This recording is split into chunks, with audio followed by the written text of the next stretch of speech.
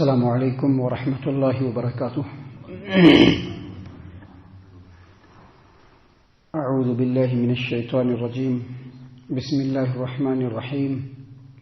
وَلَقَدْ مَكَّنَّاكُمْ فِي الْأَرْضِ وَجَعَلْنَا لَكُمْ فِيهَا مَعَائِشَ قَلِيلًا مَا تَشْكُرُونَ. وَلَقَدْ خَلَقْنَاكُمْ ثُمَّ صَوَّرْنَاكُمْ ثُمَّ قُلْنَا لِلْمَلَائِكَةِ اسْجُدُوا لِآدَمَ فَسَجَدُوا إِلَّا إِبْلِيسَ لم یکن من الساجدین. اور یقیناً اے انسان، ہم نے تمہیں زمین میں رہنے سہنے کے لیے جگہ مقرر کیا، اس میں تمہارے لیے قدرت دی، اور زمین میں تمہارے لیے گزر بسر کے سامان اسباب فراہم کر دیے، اور تم لوگ بہت کم ہی شکر کرتے ہو. اور بلا شبہ ہم نے تمہیں پیدا کیا، پھر تمہاری صورتیں بنائی، پھر ہم نے فرشتوں سے کہا کہ تم آدم کو سجدہ کرو، چنانچہ انہوں نے سجدہ کیا سوائے ابلیس کے، اور وہ سجدہ کرنے والوں میں شامل نہ ہوا. محترم سامعین کرام، سورۃ الاعراف سورہ نمبر 7 اور اسی سورت سے آیت نمبر 10 اور آیت نمبر 11 یہ دو آیات تلاوت کی گئیں. دونوں آیتوں کا ترجمہ بھی آپ کی خدمت میں پیش کیا گیا. سامعین کرام، پہلی آیت کریمہ میں اللہ تبارک و تعالیٰ نے یہ بات وضاحت کے ساتھ بیان فرمائی ہے کہ یہ جو زمین ہے، یہ جو دنیا ہے، اس کو اللہ تبارک و تعالیٰ نے انسانوں کے لیے پیدا فرمایا ہے، اور اس میں بے شمار نعمتیں اللہ تبارک و تعالیٰ نے انسانوں کے لیے مقرر فرمائی ہے. اللہ تبارک و تعالیٰ نے اس زمین کو اور اس زمین کو انسانوں کے لیے بنایا، اور اس میں ان کو رہنے سہنے کے لیے جگہ مقرر فرمایا. اس زمین میں اللہ تبارک و تعالیٰ نے انسانوں کے لیے پہاڑ کو گاڑ دیے، نہریں بنا دی، رستے بنا دیے، بلند بالا مکانات اللہ تبارک و تعالیٰ نے تعمیر فرمائے. اور اسی سرزمین پر اللہ تبارک و تعالیٰ نے رزق کو انسانوں کے لیے مہیا کرنے کے لیے بادل سے بارش برسایا، جس سے ان کے لیے رزق اللہ تبارک و تعالیٰ نے پیدا فرمایا. دیکھیے اللہ تبارک و تعالیٰ نے کیا فرمایا، وَلَقَدْ مَكَّنَّاكُمْ فِي الْأَرْضِ، اور ہم نے ہی تم لوگوں کو زمین میں اختیار دیا رہنے سہنے کے لیے. وَجَعَلْنَا لَكُمْ فِيهَا مَعَائِشَ، اور اس زمین میں تمہارے لیے گزر بسر کے سامان اور اسباب مہیا فرما دیے. آپ یاد رکھیے، یہ سامان یہ جو کپڑا ہم پہن رہے ہیں، اس کپڑے کو کس انداز میں بنایا جاتا ہے، کہاں سے آتا ہے، ان تمام چیزوں کا جو پروسیجر ہے اللہ تبارک و تعالیٰ نے انسانوں کو سکھایا ہے. آسمان سے بارش برستی ہے، پیڑ پودے اگتے ہیں، اس سے انسانی زندگی کے لیے صرف رزق نہیں بلکہ اور بھی بہت سارے سامان مہیا اللہ تبارک و تعالیٰ نے فرمایا. اسی لیے اللہ تبارک و تعالیٰ نے یہاں پر فرمایا وَجَعَلْنَا لَكُمْ فِيهَا مَعَائِشَ، اور اللہ تبارک و تعالیٰ نے تم کو زمین میں اختیار دے کر زمین میں تمہارے لیے گزر بسر کے سامان اور اسباب مہیا فرما دیے.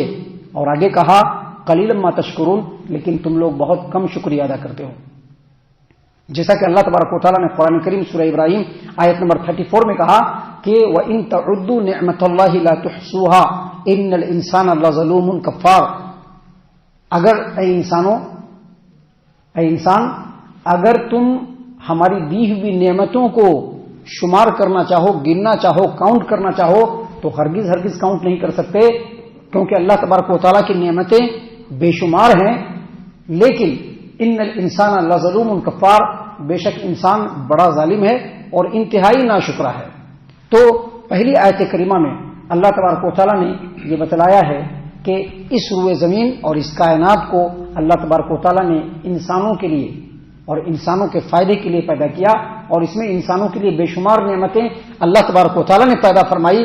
اس میں ان کے گزر بسر کے سامان اور اسباب کو اللہ تعالیٰ نے مہیا فرمایا.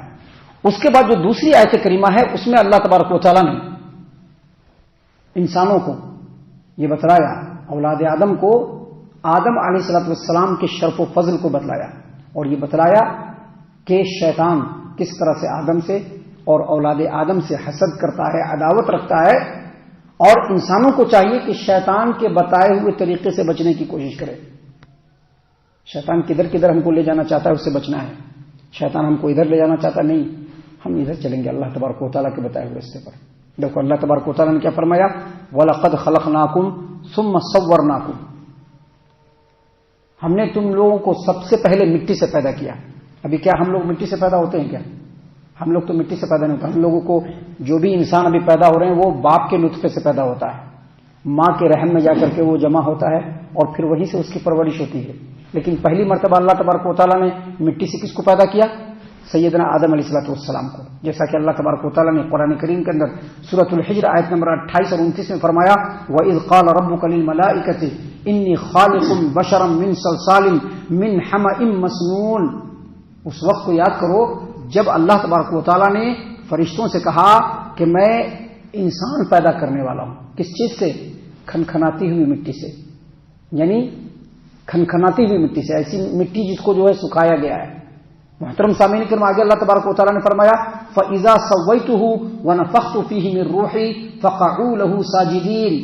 جب میں انسان کو بنا دوں، آدم کو بنا دوں اور اس کے اندر اپنی بیش بہا چیز یعنی روح کو پھونک دوں تو تم تمام کے تمام سجدے میں گر جانا.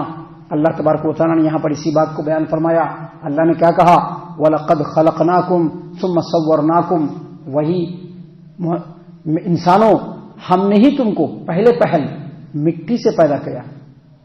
ثُمَّ صَوَّرْنَاكُمْ وَلَقَدْ خَلَقْنَاكُمْ پہلے پہل مٹی سے پیدا کیا.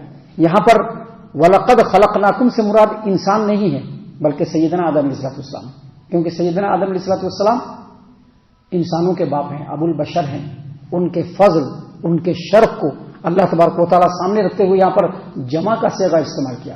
اللہ تبارک و تعالیٰ نے کہا کہ ہم نے تم کو پہلے پہل مٹی سے پیدا کیا. ثم صورناکم، پھر تم کو شکل و صورت بخشی.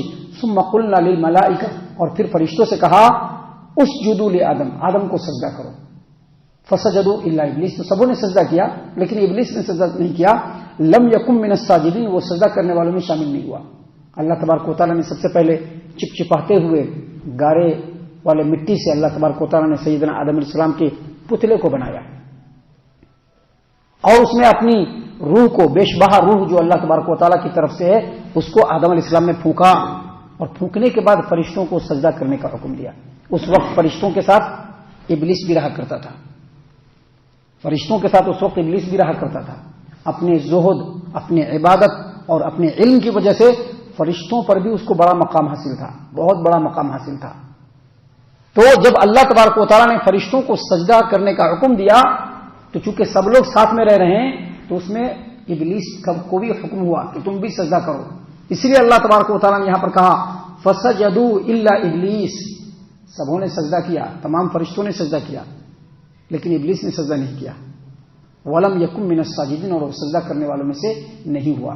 یہ جو واقعہ ہے آگے تھوڑا کنٹینیو ہے جو اس کو انشاءاللہ کل ہم بیان کریں گے، لیکن یہاں پر یہ بتلانا مقصود ہے کہ دونوں آیتوں میں سے پہلی آیت کریمہ میں اللہ تبارک و تعالیٰ نے انسانوں کے اوپر جو احسانات کیے ہیں، جو انعامات کیے ہیں اس کو گنایا ہے، اور دوسری آیت کریمہ میں اللہ تبارک و تعالیٰ نے یہ بتلایا ہے کہ دیکھو تمہارے باپ آدم کو پیدا کیا، اس کا یہ شرف ہے، فضل ہے کہ اس کو ہم نے پیدا کیا اپنے ہاتھ سے، مٹی سے، اور اس کو فرشتے سے سجدہ کروایا. اس سے سوچو کہ تم لوگوں کا مقام کتنا بڑا ہے. اور پھر اسی میں یہ بھی بتلایا اللہ تعالیٰ نے کہ دیکھو آدم سے اور اولاد آدم سے ابلیس بہت زیادہ حسد کرتا ہے، بہت زیادہ دشمنی کرتا ہے. لہذا تم لوگوں کو اس کے بتائے ہوئے راستے پر نہیں چلنا ہے، اس کے نقش قدم پر نہیں چلنا ہے، بلکہ آدم اور آدم کے بعد جو انبیاء علیہ السلام آئے ان تمام کے بتائے ہوئے طریقوں پر چلنا ہے.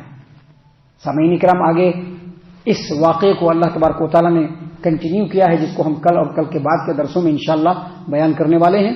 ہم اللہ تعالیٰ سے دعا کرتے ہیں کہ اللہ تعالیٰ ہم تمام کو ان تمام باتوں کے اوپر خوب غور و فکر اور تدبر کرنے کے ساتھ ساتھ ان باتوں کے اوپر عمل کرنے کی بھی توفیق عنایت فرمائے. آمین. اللہ تعالیٰ ہم تمام کو صحیح معنوں میں پکا سچا مومن مسلمان بنائے. اللہ اور اس کے رسول صلی اللہ علیہ وسلم کی اطاعت و فرما برداری کرنے والا بنائے. صحابہ کرام رضی اللہ عنہم کے طریقے پر چلنے والا بنائے. جنت الفردوس میں جگہ عطا فرمائے.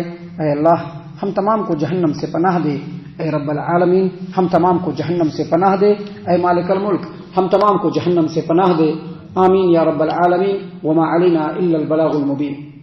تبارك الذي نزل الفرقان على عبده ليكون للعالمين نذيرا